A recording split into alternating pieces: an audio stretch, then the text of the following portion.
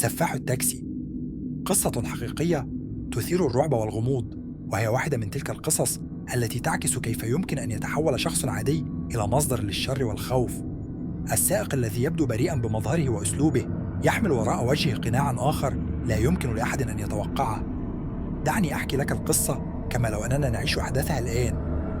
في إحدى ليالي الشتاء الباردة، كان الشارع هادئا إلا من أصوات السيارات القليلة التي تمر بين الحين والآخر. فتاة في العشرينات من عمرها كانت تقف على جانب الطريق منتظرة سيارة تاكسي تقلها إلى منزلها بعد يوم عمل طويل. أخيراً توقفت سيارة بجانبها، والسائق بابتسامة ودودة قال لها: اتفضلي يا آنسة، رايحة فين؟ بمجرد أن ركبت بدأ السائق الحديث معها بطريقة طبيعية.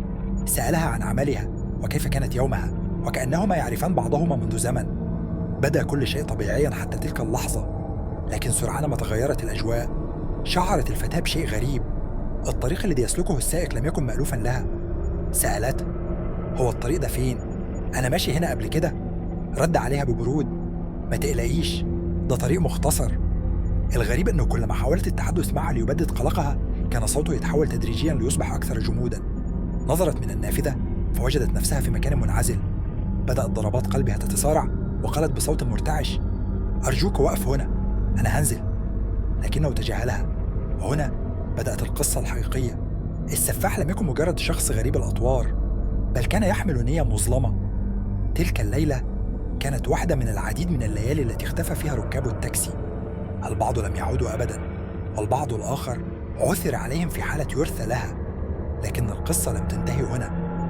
الفتاة كانت مختلفة عن ضحاياها السابقين. عندما حاول مهاجمتها استجمعت قواها ووجهت له ضربة غير متوقعة جعلته يفقد السيطرة للحظات. استغلت الفرصة وفتحت باب السيارة وركضت بكل ما لديها من قوة. كان المكان مهجورا لكنها لم تستسلم. عندما وصلت أخيرا إلى أقرب منطقة مأهولة أخبرت الناس بما حدث، وبدأت الشرطة تحقيقا مكثفا.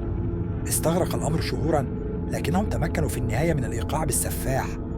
عندما فتشوا سيارته ومنزله اكتشفوا مجموعة مرعبة من الأدلة: ممتلكات شخصية لضحاياه، أسلحة، وحتى صور توثق جرائمه. كان السائق يبدو عاديا، لكنه كان يحمل شرا خفيا لا يمكن تخيله. وبعد محاكمته أدين بتهمة قتل العديد من الأشخاص وحكم عليه بالإعدام. لكن حتى بعد القبض عليه لا يزال الكثيرون يتساءلون: هل هو الوحيد؟ أم أن هناك آخرين مثل سفاح التاكسي بيتجولون بيننا؟ لا تنسوا تسجيل الإعجاب، الاشتراك في القناة، وتفعيل الجرس لمزيد من القصص المرعبة والحقيقية.